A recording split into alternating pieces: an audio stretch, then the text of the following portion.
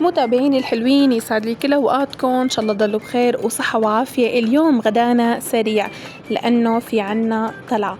رح نعمل سوا همبرجر دجاج. انا عندي هون الهمبرجر جاهزة، رح اقليها وبعدين نحضرها سوا.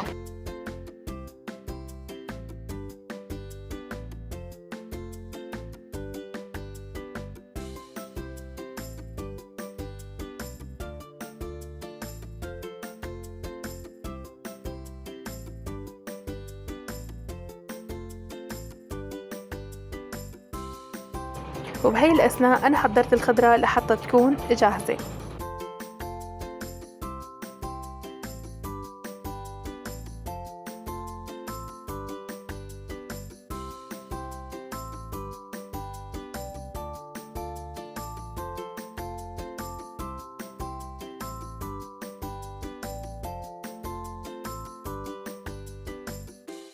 وهي الكمية اللي طلعت عندي بعد ما قليت حبات البرجر. وهلأ رح نحضر ساندويشة البرجر سوا. أول شي حطيت مايونيز وحطيت طماطم، وبعدين حطيت قطعة البرجر والخس وكمان حطيت مايونيز، وبعدين بسكرها ورح كفي باقي الكمية وارجع لكم.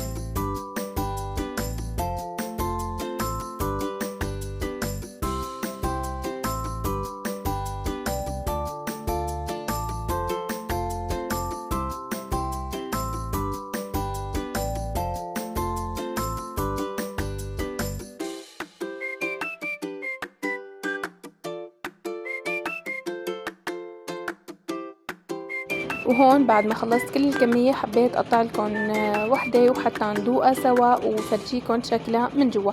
خلصنا غدا وطالعين لعند عمته لزوجي نكفي سهرة عندهم. انا هون رح ودعكم، رح قلكم ان شاء الله تضلوا بخير وصحة وعافية. وحبايب قلبي لا تنسوا تشتركوا بالقناة وتفعلوا زر الجرس ليصلكم كل جديد. وشكرا كتير لتعليقاتكم الحلوة من وين ما كنتوا عم تتابعوني. رح قلكم اني بحبكم.